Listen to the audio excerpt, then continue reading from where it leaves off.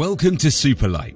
We transform conservatories into year-round living spaces by replacing your polycarbonate and glass roof with a lightweight, solid tiled alternative.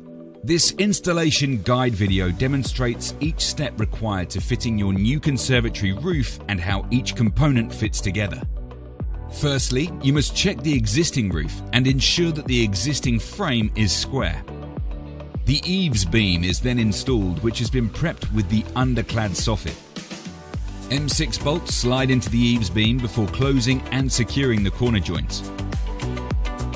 Multi-angle cleats are used to fix the eaves joints together, which are then secured with screws. The side window glass units are removed so that all eaves can be secured from underneath. Each rafter is prepared by sliding the required cleats and M6 bolts onto the slots provided.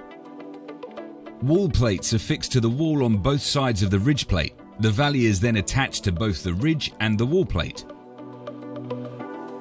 Once in place, the rafters can be attached to the eaves by securing the cleats to the M6 bolts in the eaves. M8 bolts slide onto the end of the hip, which is then attached to the multi-angle ridge bracket designed to accept hips at any angle.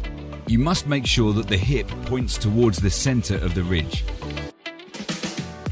Jack cleats slide onto each side of the hip and are secured to the underside of the jack rafters with M8 bolts. Repeat these steps until all rafters are firmly in place. The external gutter fascias and guttering are then attached. The gutter is attached to the box gutter using the box gutter bracket provided. It is important that sealant and waterproof tape is added to the box gutter to ensure a tight seal is achieved. For ease of fitting, insulation is installed from the outside before the pre-cut and labelled plywood is secured to the rafters and guttering using 38mm screws, adding structural strength. The eaves and waterproof membrane are installed next, followed by vertical battens set at 250mm apart.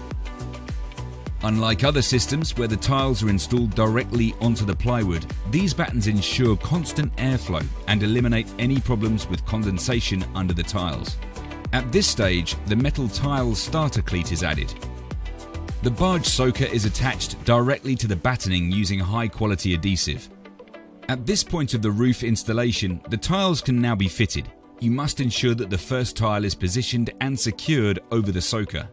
The first row of tiles lock into the starter cleat, and all remaining tiles are installed from right to left to ensure they interlock correctly. If there are any issues with the size of a tile, these can be cut to size with SupaLite nibblers or a grinder. Once the tiles are in place, hang the barge over the soaker and screw the side of the barge onto the fascia board. Next, battens are added to the ridges on the roof, ready to receive the ridge caps, which are fixed directly to the battens using screws.